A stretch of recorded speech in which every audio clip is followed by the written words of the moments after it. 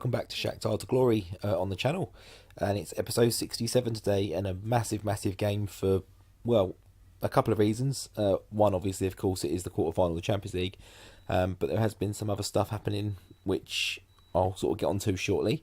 So obviously last time out we had Chelsea and it was a dramatic result, and obviously we had the draw today which sees us playing Man City. So if you haven't checked out that episode 66, I urge you go back and look at it. It's in the playlist. Just go and watch it. It was just like the craziest game I've probably had on this channel with Shakhtar, certainly, almost certainly. Yeah, I'm recording this on a different day, so it's not quite as, the adrenaline is not quite as flowing quite as much as it was on that game. But we face another English team in the Premier League today. They're very English heavy. Bearing in mind Chelsea have gone out as well now. There was like 5 teams in there. We've still got, what, 4, I think, still in there. Man City, Tottenham, and I think Liverpool and United are still in there. So very English heavy. Good for the Premier League and good for English football. But that's what I'm contending with this season. And Man City, the team that are top of the Premier League, we took a look at them at the end of the last episode. I'm not going to do it again today because we've done that already. Like I say, go out and check that episode. At the end of the draw, we went through, looked at all the players that City have, and boy, they've got a good squad, and they were about 6 points clear at the top of the table at the time. We've had a lot more games than I thought we did. I thought we just had the 2, but obviously the league split, didn't it? So a few more games got crammed into the schedule. So where were we? So we had Chelsea 3-1. Like I say previously, go back and check out that episode now. Before we then played Alexandria.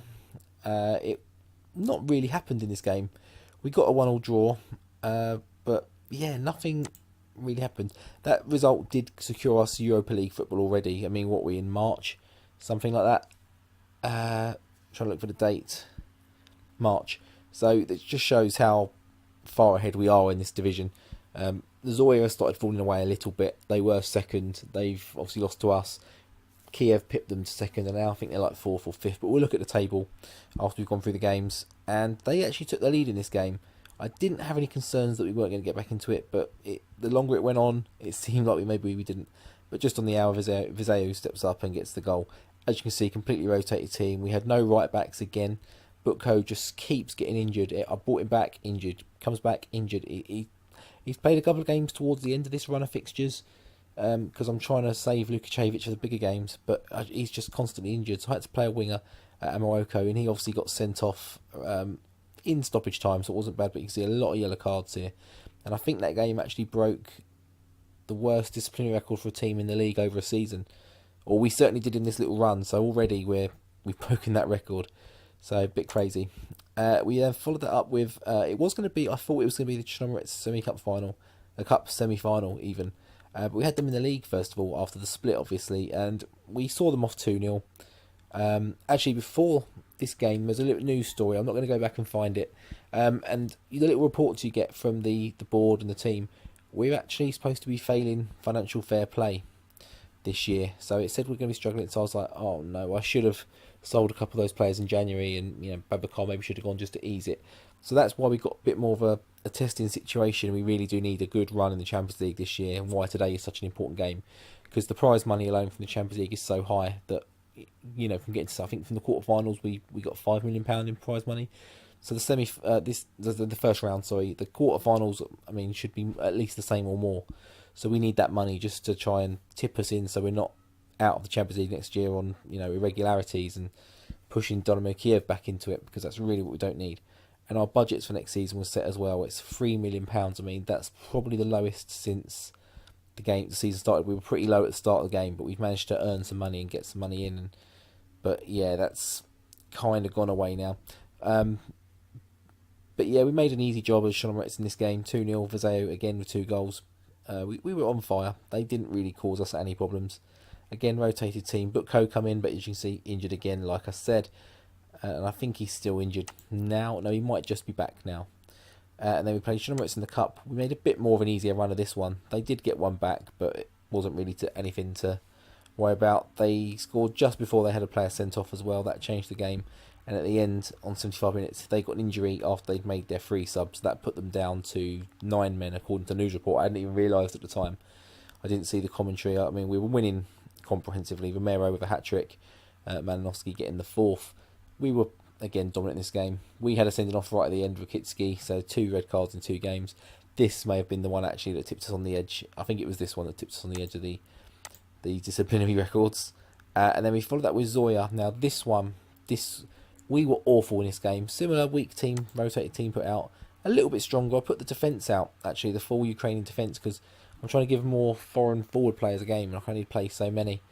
So I had to go with the full back line. But we were just awful in this game. Don't get me wrong, they weren't amazing. But on the 70th minute, they scored, and I was like, well, the way we're playing, this is our first loss. This unbeaten record that stretches something like 70-odd games now, domestically. And I think that's including cups maybe as well. Possibly not, I'm not too sure. But certainly in the league, it's a couple of years, this disciplinary record. And yeah, but then Yuri Alberto, 2 Yuris actually scoring, 2 Brazilian Yuris. But if we take a quick look at this goal, I'm not going to go into 3D this one because we don't really need to see it in 3D. The 2D does it kind of justice. The goalkeeper is possibly a little bit at fault, but as soon as it went in, I was just like, thank God he scored that goal. And my phone with all my notes on it, the battery's just died. I've been trying to run it down a little bit all day, but it has probably died. But you can see it comes into Fernandez, plays to Polino, and Alberto, first time strike, just top corner. The keeper was there in position, so he probably should have done a little bit better. He didn't. We got the draw. That's all that matters, and that actually secured us our Champions League place. So what we're going to do now, we're going to jump to the Man City game, and I'm going to cut now. I'm going to set the team up, because I think I have set the team up already, but we're going to cut to the lineups of both teams. Back in a sec. So here are the lineups. Can't really tell too much about what I've done, but I have switched to the other system that we switched to in the second half against, well, both Chelsea games. We're coming up against similar kind of system, and I think it just, well, Chelsea was a little bit different. They played 5 at the back. But against teams in this shape, I think we just need the extra man in the midfield and the pressing to close down the front 4. And then from there, we can just counter-attack a bit more. Whereas, trying to play a bit of possession, I don't think against these players, we're not going to be able to out-possess these players. We're not going to be able to keep the ball. It might be something to switch to. It might be something to waste a bit of time, try and. But I think we need to get a goal first of all, and I think we just need to harry these guys, just get in their face and give them something different to think about. So we're going with that. It worked against Chelsea in both legs. It's worked switching it up in a couple of games in the league and stuff as well. So I have been working with it and testing it out. So obviously in the league with the 3 strikers up front, we don't have players in the natural positions for the wingers, but we've gone with that a little bit today. So we've gone with Babacar, Rodrigo, and Yuri. No, Rodrigo isn't new. But he's being linked with, I want to say, was it Real Madrid? Being linked with him in real life at the moment? Possibly. We've got Fred Hurtado in the middle with Malashev in behind. And then we've got Leo, Tello, Ordets, Lukacevic and Shevchenko. Much more of the settled back 4 now in there. We're going to read their squad out, and it's going to just be like a who's who of great football players. So it's Jesus up front with Ben Woodburn. We looked at him before. Like 80 odd million or something he went for, wasn't it? 78 million. I mean, he's doing well, don't get me wrong, but is he 78 million? Probably not. Dybala in behind the number 10 in 10 role. We've got Bernardo Silva in the middle. Not very defensive, but maybe they don't need it. I mean, they're flying in the Premier League, so Dele Alli and Kevin De Bruyne. Then you've got Tierney, Eric Dyer, John Stones, and Pavard. Who's this guy? I don't think we looked at him. 14 odd million from Stuttgart. Okay, he didn't do too well last season. He's doing a bit better this season, but he is a centre back. That's what I thought. I thought I saw that before I clicked over to the history.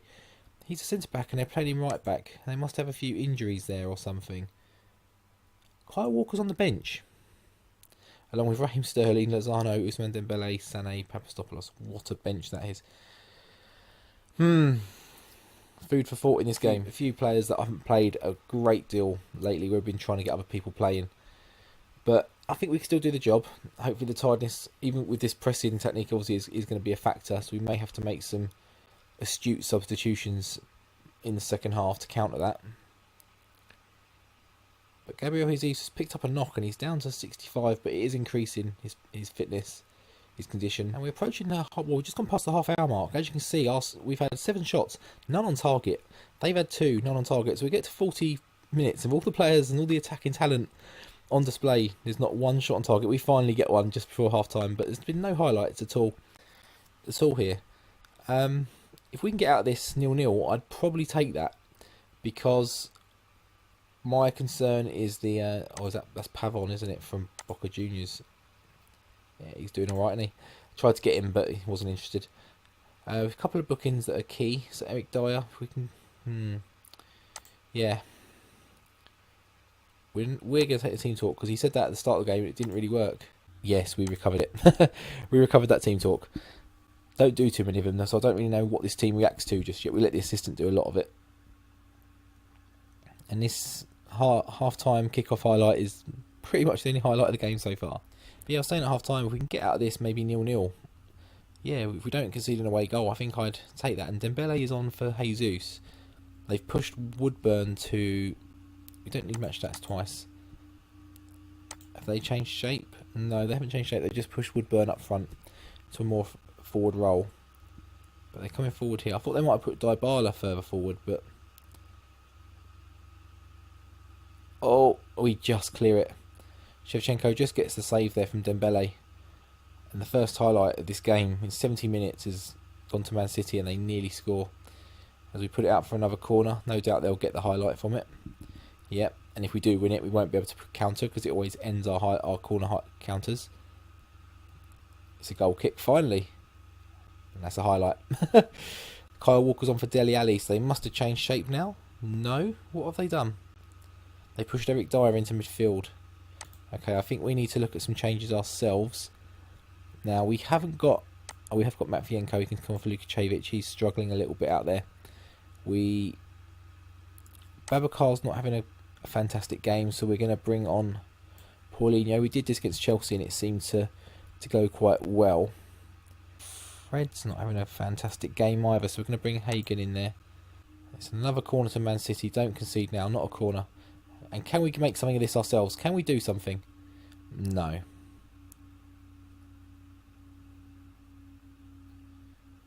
Rodrigo brings it forward. Paulinho. This is where we're dangerous.